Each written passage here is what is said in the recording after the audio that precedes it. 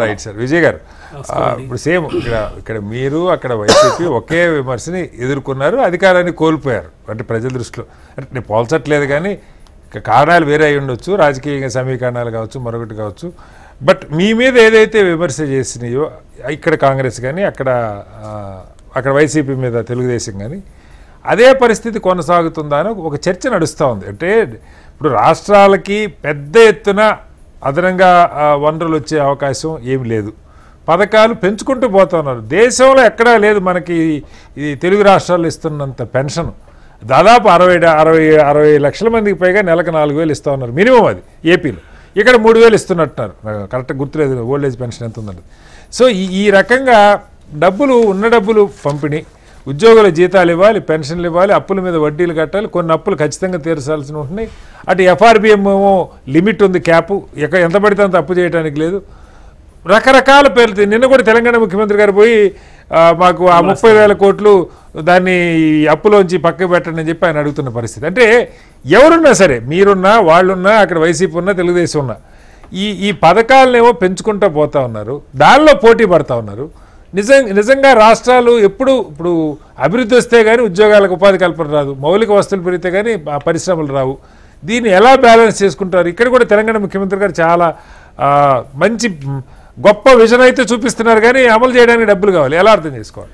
కటారి గారు నమస్కారం అండి. ముందుగా మీకు, అదేవిధంగా సోదరుడు గౌరీ సతీష్ గారికి, అదేవిధంగా గురుమూర్తి గారికి, HMD ప్రేక్షకులకు శుభ సాయంత్రం. మీరు కటారి గారిని మిమ్మల్ని నిజంగా చెప్పాలంటే అభినందించాల్సిన అంశం, ఎందుకంటే ఈరోజు చాలా చక్కటి అంశాన్ని చర్చ పెట్టారు. ప్రజలు కూడా నిజంగా అర్థవంతమైనటువంటి చర్చ జరగాలని నేను కోరుకుంటా ఉన్నాను. కాంగ్రెస్ పార్టీ తెలంగాణ రాష్ట్రంలో ఈ 2023 ఎన్నికల సందర్భంగా ఇది ఒక అభయహస్తం అని చెప్పేసి తీసుకొచ్చారు. ఇది అభయహస్తం కాదు, ఇది తెలంగాణ ప్రజల పట్ల ఒక భస్మాస్త్ర హస్తంగా ఈరోజు తెలంగాణ ప్రజలు భావిస్తూ ఉన్నారు.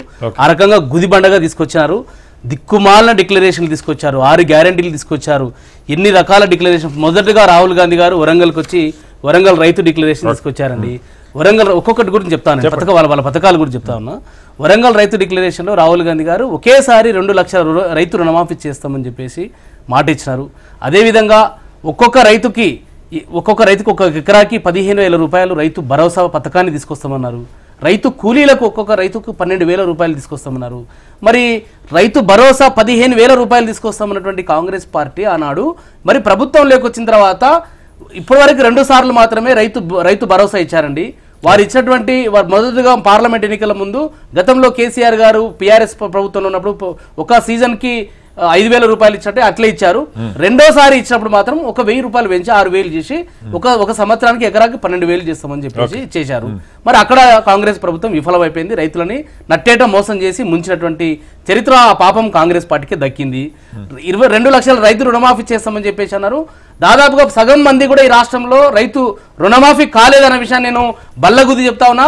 మా అన్న గౌరీ సతీష్ అన్న సొంత గ్రామం అయినటువంటి మొయినాబాద్ మండలం నక్కలపల్లి గ్రామం, వారి గ్రామానికి వెళ్దాము. ముఖ్యమంత్రి రేవంత్ రెడ్డి గారు సొంత గ్రామం కొండారెడ్డిపల్లి గ్రామంకి వెళ్దాము, లేదా ముఖ్యమంత్రి రేవంత్ రెడ్డి గారు కొడంగల్ నియోజకవర్గాన్ని ప్రాతినిధ్యం వహిస్తా ఉన్నారు. వారి నియోజకవర్గానికి ఏ గ్రామానికి వెళ్ళిన ర్యాండమ్ గా HMTV లైవ్ తీసుకెళ్తాము, ఏ గ్రామానికి వెళ్ళినా 2 లక్షల రైతు రుణమాఫీ కాలేదు. రైతు కూలీలకు 12,000 రావడం లేదు. మొత్తం కూడా వీళ్ళు రైతులని నట్టేట ముంచి ఈ యొక్క వరంగల్ రైతు డిక్లరేషన్ ని ఒక దిక్కుమాల డిక్లరేషన్ తీశారు.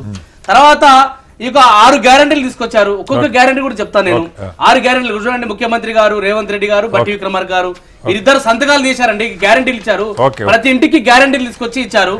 వారు ఇచ్చినటువంటి గ్యారంటీలో మొదటి మహాలక్ష్మి తీసుకొచ్చారండి. ప్రతి నెల ప్రతి మహిళకు 2,500 రూపాయలు ఇస్తామని చెప్పేసి అన్నారండి. మహిళ అది 2 సంవత్సరాలు పూర్తవుతుంది. ఇచ్చారో ఈ కాంగ్రెస్ ప్రభుత్వ నాయకులు ముఖ్యమంత్రి గారు ఈ ప్రభుత్వం సమానం చెప్పాలి. రైతు భరోసా గురించి చెప్పాను. ఇప్పుడు ఇందిరమ్మ ఇండ్ల గురించి వాళ్ళు చాలా గొప్పగా చెప్పారండి. మొదటగా అసెంబ్లీ సమావేశాలు చేసినప్పుడు మొదటి బడ్జెట్ లో ఒక నియోజకవర్గానికి 3,500 ఇందిరమ్మ ఇండ్లని మేము కేటాయిస్తున్నామని చెప్పేసి జీవోలు ఇచ్చినారు పేరుకు మాత్రం. 2 సంవత్సరాలైంది. 2 బడ్జెట్ లో ఒక్కొక్క నియోజకవర్గానికి 7,000 ఇందిరమ్మ ఇండ్లు కేటాయిస్తే 7,000 × 119 నియోజకవర్గాలు కేటాయిస్తే 8,33,000 ఇందిరమ్మ ఇండ్లని ఈ రాష్ట్రంలో ఎక్కడ పూర్తి చేశారు, ఎక్కడ అమలు చేసినారు అనే విషయాన్ని కాంగ్రెస్ పార్టీ సమానం చెప్పాలి. తర్వాత చేయూతను తీసుకొచ్చారండి. చేయూత పేరు మీద ప్రతి నెల అంటే వృద్ధాప్య పెన్షన్లు అవ్వకు, అమ్మకు, తాతకు వీళ్ళందరూ కూడా వృద్ధాప్య పెన్షన్లు 4,000 రూపాయలు ఇంటిలో ఎంతమంది ఉన్నా వాళ్ళందరికీ కూడా సంఖ్యతో సంబంధం లేకుండా 4,000 రూపాయలు ఇస్తామని చెప్పేసి చేయుత పథకం తీసుకొచ్చారు. తర్వాత గృహజ్యోతి ఒక్కటి, అది సగం మాత్రమే. ఈ ఉచిత కరెంటుని 200 యూనిట్ల లోపుది అదొక్కటి మాత్రము ఒక సగం చేస్తున్నారు. పూర్తి చేసింది మాత్రం ఒక ఉచిత బస్సు మాత్రం చేస్తున్నారు. దానికి అంగీకరించాల్సిన అవసరం. అది కూడా ప్రతిరోజు బస్సులలో ఏ రకంగా చెప్తున్నారు సార్, దయచేసి ఎందుకంటే ఇప్పుడు చాలా చక్కటి అంశం తీసుకొచ్చారు. తర్వాత ఈ 6 గ్యారెంటీల కథ అట్లా అయిపోయింది. హైదరాబాద్ యూత్ డిక్లరేషన్ తీసుకొచ్చారు. సోదరి ప్రియాంక గాంధీ గారిని తీసుకొచ్చి హైదరాబాద్ లో సరూర్ నగర్ స్టేడియం తీసుకొచ్చి 5 యూత్ డిక్లరేషన్ తీసుకొచ్చారు. మొదటి ఏడాదిలోనే 2 లక్షల ప్రభుత్వ ఉద్యోగాల భర్తీ అని చెప్పేసి అన్నారు. మా అన్న గౌరీ సతీష్ అన్నేమో ఇప్పటి వరకు 68,000 ఉద్యోగాలు ఇచ్చామని చెప్పేసి ముఖ్యమంత్రి గారు చెప్తారు. తర్వాత మంత్రులు ఒక రకంగా సమాధానం చెప్తారు, శ్రీధర్ బాబు గారు ఒక సమాధానం చెప్తారు, పొంగులేటి శ్రీనివాస్ రెడ్డి గారు ఒక సమాధానం చెప్తారు. కానీ ఇప్పటి వరకు ఇచ్చింది మాత్రం 5,800 ఉద్యోగాలు మాత్రమే. అది మేము గతంలో కేసీఆర్ గారు 5,000 ఉద్యోగాలు 5,500 ఉద్యోగాలకు టీచర్ ఉద్యోగాలకు నోటిఫికేషన్ ఇచ్చి దరఖాస్తు తీసుకుంటే ఈ ప్రభుత్వం వచ్చిన తర్వాత దాన్ని రద్దు చేసి 11,000 ఉద్యోగాలకు ఫ్రెష్ నోటిఫికేషన్ ఇచ్చి ఫ్రెష్ గా దరఖాస్తులు తీసుకొని పరీక్షలు పెట్టి రిజల్ట్ ఇచ్చినటువంటి నియామక పత్రాలు ఇచ్చింది ఏకైక నోటిఫికేషన్ అది టీచర్లది మాత్రమే. అది 5,800 ఉద్యోగాలు మాత్రమే కాంగ్రెస్ పార్టీ ఇచ్చింది. కానీ వాళ్ళు 68,000 చెప్పేది మాత్రం శుద్ధ తప్పు, శుద్ధ అబద్ధం. అది సార్ నేనేమంటున్నా అంటే కేసీఆర్ గారి ప్రభుత్వంలో ఆ రోజు బడ్జెట్ శాంక్షన్ చేసింది, ఫైనాన్స్ క్లియరెన్స్ ఇచ్చింది 2,32,000. అదేవిధంగా 2,22,000 ఉద్యోగాలకు నోటిఫికేషన్ ఇచ్చారు. 1,60,83 ఉద్యోగాలని పూర్తి చేసింది కేసీఆర్ గారి ప్రభుత్వం. వివిధ దశల్లో నోటిఫికేషన్లు ఇచ్చి పరీక్షలు నిర్వహించి వారికి నియామక పత్రాలు లేకుండా ఉండేది 42,000 ఉద్యోగాలు. మేము ఇచ్చినటువంటి నోటిఫికేషన్లకు, మేము ఇచ్చినటువంటి పరీక్షలకు ఈ రోజు రిజల్ట్ ఇచ్చినాము, అంతే ఇచ్చినాము. నియామక పత్రాలు ఇచ్చి నేను ఉద్యోగం ఇచ్చిన, నేను ఉద్యోగం ఒక ఈవెంట్ ప్రోగ్రామ్ నడుస్తున్నాను.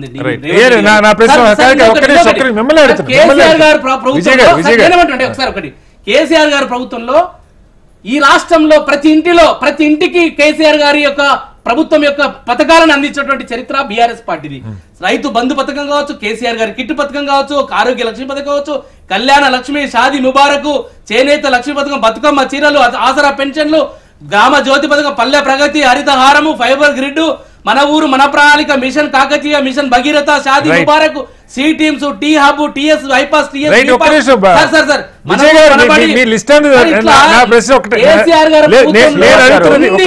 ఇన్ని సంక్షేమ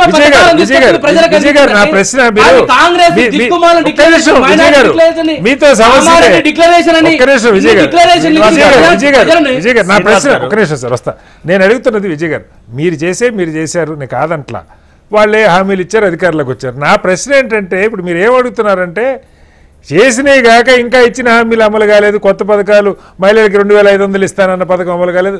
ప్రతిపక్షంగా మీకు హక్కు ఉంది, మీకు ఉంది, అక్కడ వైసీపీకి ఉంది. కానీ రాష్ట్రం పరిస్థితి ఏం కావాలి? ఈ రకంగా ఉన్న బడ్జెట్ పంచుకుంటూ పోతే నేను అడిగే ప్రశ్న, ఇవాళ చర్చ అది బేసిక్ గా ప్రజలేవో కంపేర్ చేసుకుంటారు. ఆనాడు సిఎల్పి నాయకుడు ఉన్నటువంటి గౌరవ బట్టి విక్రమార్క గారు, వారు నాకు తెలిసి TV9 సంథింగ్ ఏదో టీవీ ఛానల్ కాంక్లేవ్ నిర్వహిస్తే, బట్టి గారు మీరు ఇన్ని రకాల హామీలు ఇస్తా ఉన్నారు, ఏ రకంగా అమలు చేస్తారు, మీకు దాని మీద ఏమైనా మీరు ఎక్సైజ్ చేశారంటే, మేము 70 సంవత్సరాలు ఈ రాష్ట్రాన్ని పాలించినాం, మేము 50 సంవత్సరాలు పైచలకు పాలించినాము, ప్రజలకు మేము ఎట్లా హామీలు ఎట్లా నెరవేర్చాలో తెలుసు, సంపదను సృష్టిస్తాం, సంపదను పంచుతాము, మాకు అన్ని అర్థం చేసుకొని అన్ని క్రోడీకరించుకొని మేము ఈ హామీలు ఇస్తా ఉన్నాము, ఖచ్చితంగా అమలు చేస్తామని హామీ ఇచ్చారు. మరి ఈ రోజు గౌరవ బట్టి విక్రమార్క గారు ఉప ముఖ్యమంత్రి గారు ఉన్నారు, ఫైనాన్స్ మినిస్టర్ గారు, ఎందుకు ప్రజలకు సమాధానం చెప్పడం ముఖం చాటిస్తా ఉన్నారు ఇవాళ?